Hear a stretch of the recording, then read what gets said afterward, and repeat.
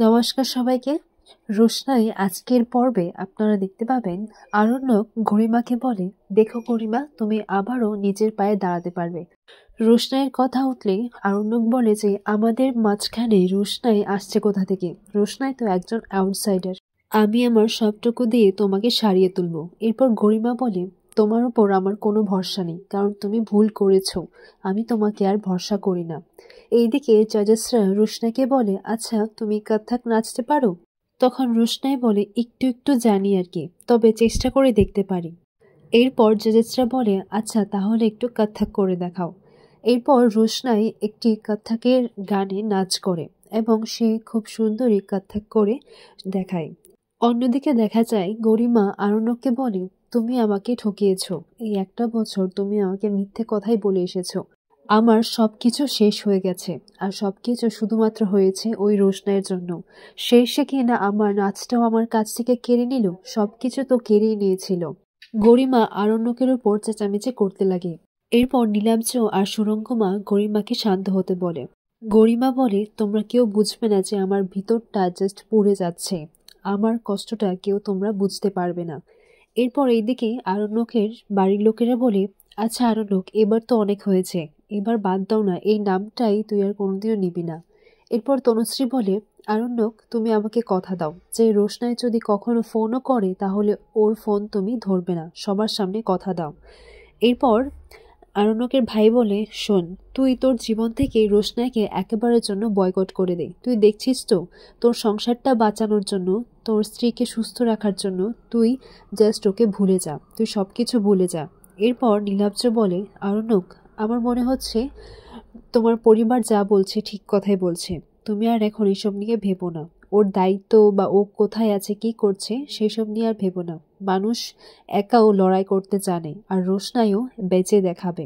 এরপর আরণ্যক মনে মনে বলে, যে এই বাড়ি থেকে চলে গেছে আমি তার কথা আর ভাববো না, আর যে আমাকে ধরে আঁকড়ে বাঁচতে চাইছে, এখন আমি আমার পুরোপুরি দিয়ে তার কাছে থাকবো, তাকে সুস্থ করে তুলবো, আর এটা আমার নিজের কাছে প্রমিস করছি। এরপর এইদিকে সুরঙ্গমা গরিমাকে বলে, তুমি এখানে কেন থাকতে চাইছো বলো তো?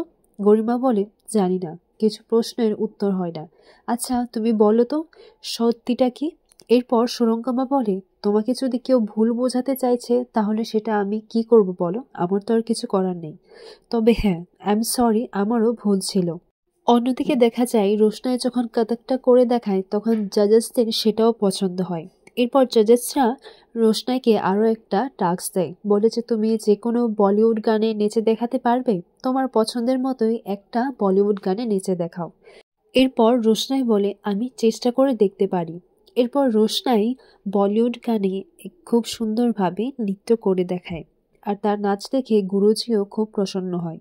এইদিকে রোশনাই নাচটা শেষ করার পর সবাই খুব জোরে হাততালি দেয়, কিন্তু রোশনাইয়ের দৃষ্টিটা গুরুজির দিকে যায়, মানে তার বাবার দিকে। বলে যে এই লোকটাই তো আমাকে একদিন গ্রুমিং নিয়ে এতটা অপমান করেছিল, সবার সামনে অপমান করেছিল, কিন্তু আমার হয়তো নিয়তি এরকম, হয়তো এখানেও আমাকে আর এগোতে দেবে না। কিন্তু আজকে শুধু এটা একটা অডিশন নয়, আমার অগ্নি পরীক্ষাও। এইদিকে সুরঙ্গমা গরিমাকে বলে যে দেখো, তোমার পাটা না খুব তাড়াতাড়ি ঠিক হয়ে যাবে, আর 2-1 দিনের মধ্যে তো তোমার ফিজিওথেরাপিও আছে, সেগুলো ঠিক হয়ে গেলেই তুমি আবারও হাঁটতে পারবে। আর হ্যাঁ, বম্বে থেকে একটা বড় অডিশন থেকে, ডান্সিং শো থেকে তোমার কল আসছে, আর সেরে গেলে তুমি সেখানে গিয়ে জয়েন করতে পারবে কম্পিটিশনে। এরপর গরিমা বলে, না, আমি আর নাচ করতে চাই না, আমি আর কিছুই করতে চাই না, আমি শুধু একা থাকতে চাই, আর না এখন কারোর সাথে কথা বলতে চাই। এরপর এইদিকে রোশনার নাচ শেষ হওয়ার পর গুরুজি রোশনাইয়ের বাবাকে জিজ্ঞাসা করে, আচ্ছা আপনার কেমন লাগলো এই মেয়েটির নাচ?